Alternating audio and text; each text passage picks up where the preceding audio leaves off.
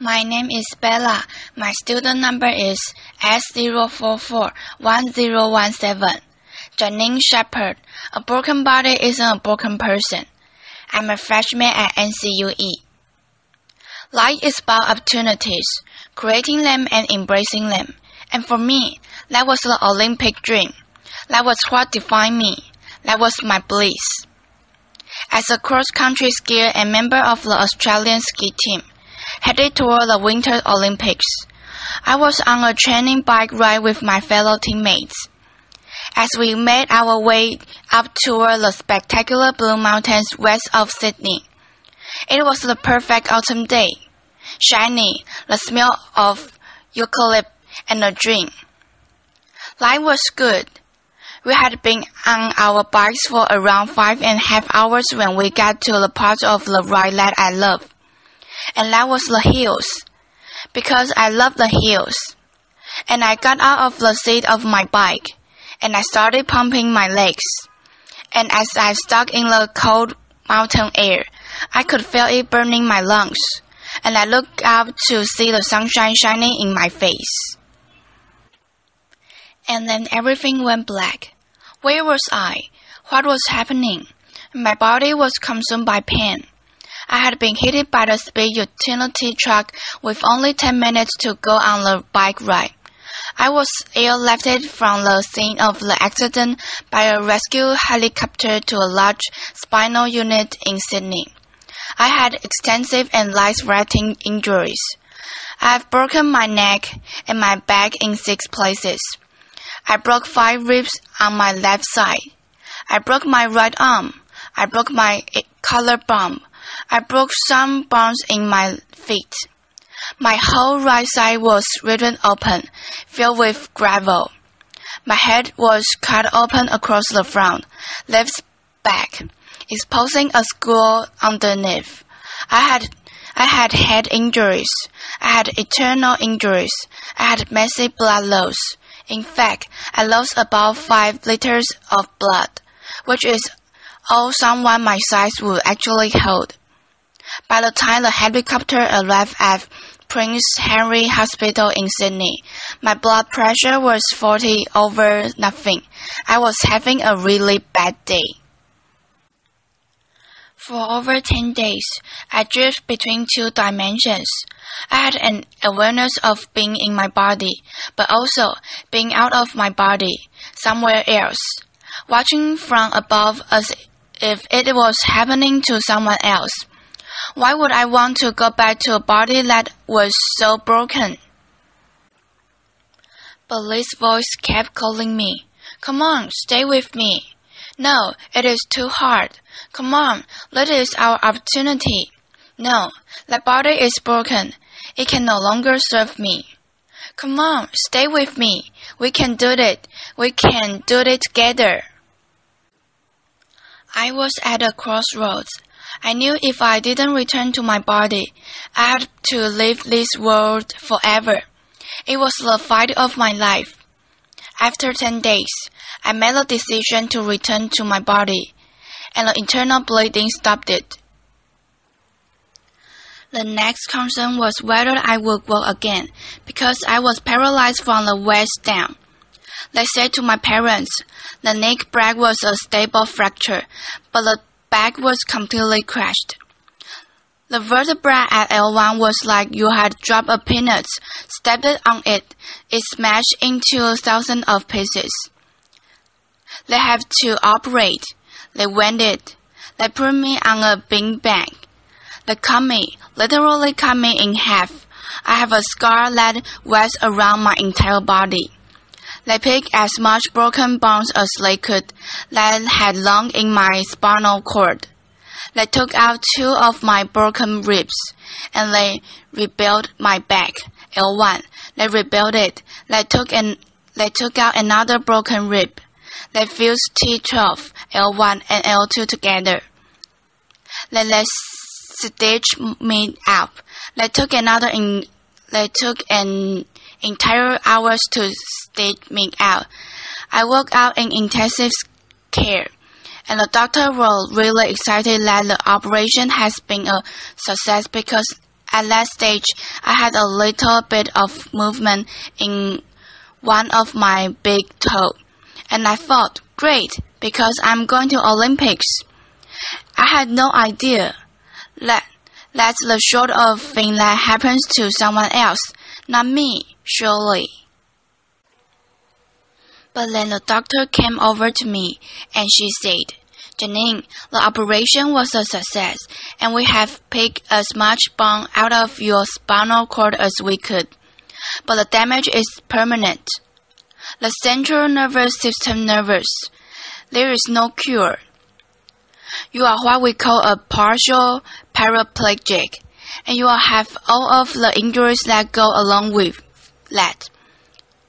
You have no feelings from the waist down, and at most, you might get 10 or 20% return. You will have internal injuries for the rest of your life. You have to use a catheter for the rest of your life. And if you walk again, it will be with calipers and a working frame. And then she said, Janine, you will have to rethink everything you do in your life, because you are never going to be able to do the things you did before. I tried to grasp what she was saying. I was an athlete. That's all I knew. That was all I'd done. If I couldn't do that, then what could I do? And the question I asked myself is, if I couldn't do that, then who was I? They moved me from the intensive care to acute spinal. I was lying on a thin, hard spinal bed. I had no movement in my legs. I had tied stocking on to protect from bleed cuts. I have one arm in plaster, one arm tied down my ribs. I had a neck brace and sandbags on either side of my head, and I saw my world through a mirror that was suspended above my head. I shared the world with 5 other people, and the amazing thing is that because we were all lying paralyzed in a spinal world, we didn't know what each other looked like. How amazing is that? How often in life do you get to make friendships judgment-free, purely based on spirit, and there was no superficial conservation as we shared our innermost thoughts, our fears, and our hope for life after the spinal world. I remember one night, one of the nurses came in, Jonathan, with a whole lot of plastic straws. He put a pail on top of each of us, and he said, "Start threading them together." Well, there wasn't much else to do in the spinal world, so we did.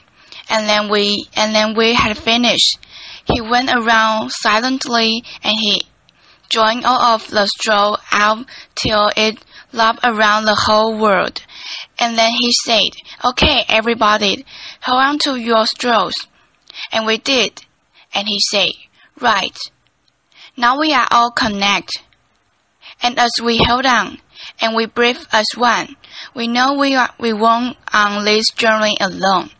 And even lying paralyzed in the spinal world, there was movement of incredible depth and richness, and of authenticity and connection that I had never experienced before.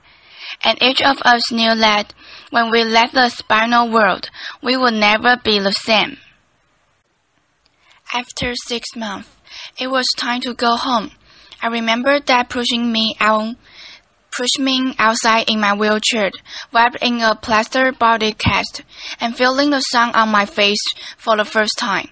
I soaked it up, and I thought, how could I ever have taken this for granted? I feel so incredibly grateful for my life. But before I left the hospital, the head nurse had said to me, "Janine, I want you to be ready, because when you get home, something is going to happen." And I said, "What?"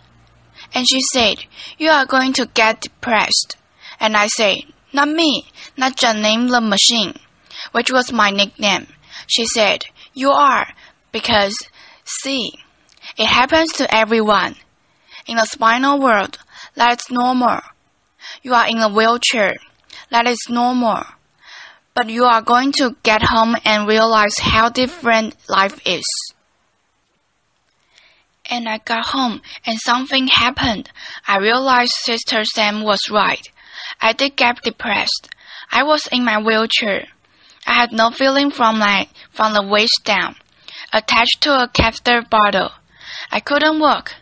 I had lost so much weight in the hospital, now weighed about 80 pounds.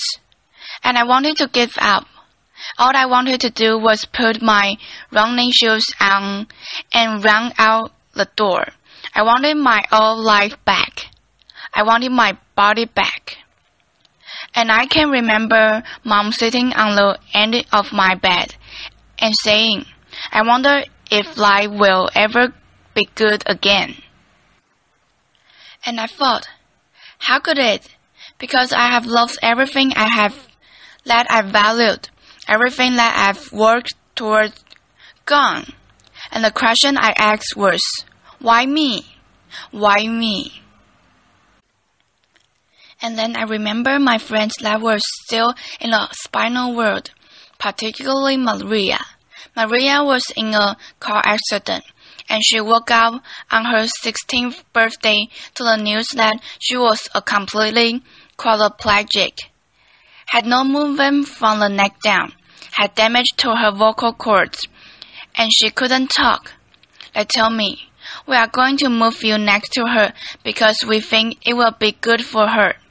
I was worried. I didn't know how I react to being next to her.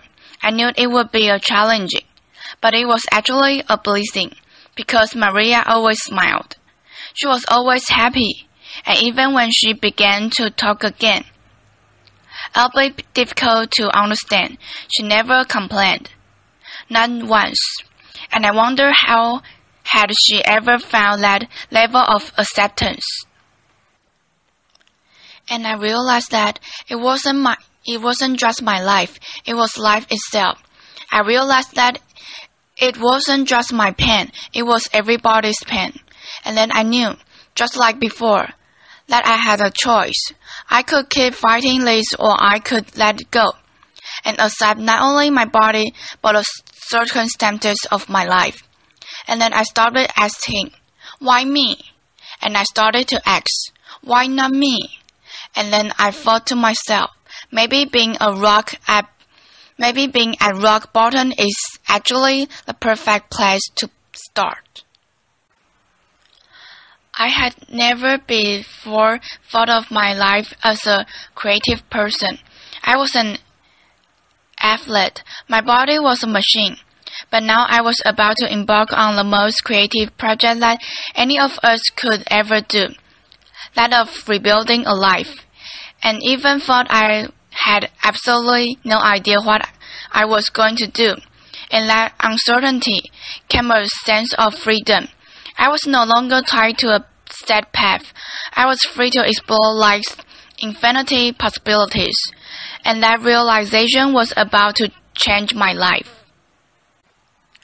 Sitting at home in my wheelchair and my plaster body cast, an airplane flew overhead, and I looked up, and I thought to myself, that's it.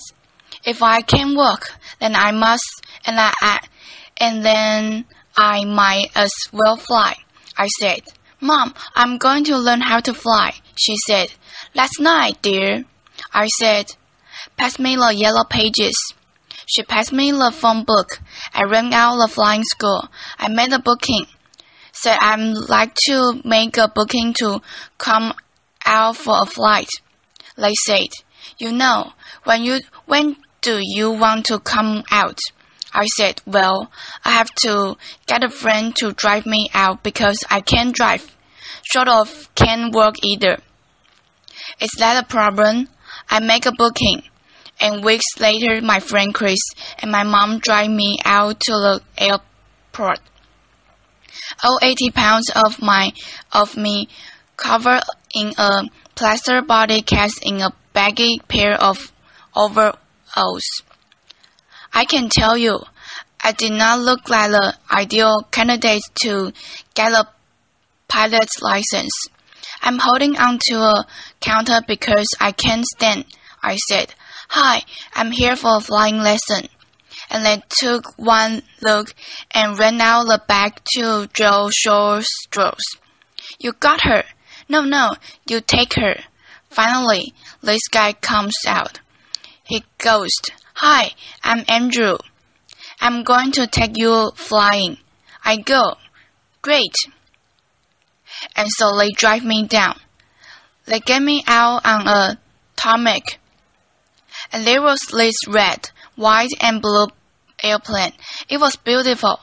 They lift me into the cockpit. They had to slide me out on the wing, put me into the cockpit. They set me down. There are buttons and dials everywhere. I'm going, Wow, how do you ever know that all these buttons and dials do? Andrews, the instructor, got in front, started the airplane up. He said, Would you like to have a go at taxiing? That's when you use your feet to control the rudder pedals to control the airplane on the ground, I said. No, I can use my legs. He went, Oh, I said, but I can use my hands. And he said, Okay. So he got over to the runway and he applied the power. And as we took off down the runway, and the wheels lifted out of the tarmac and we become airborne, I had the most incredible sense of freedom. And Andrew said to me, as we got over the training area, You see that mountain over there? And I said, Yeah.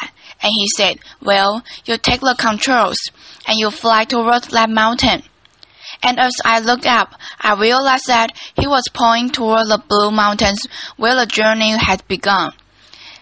And I took the controls.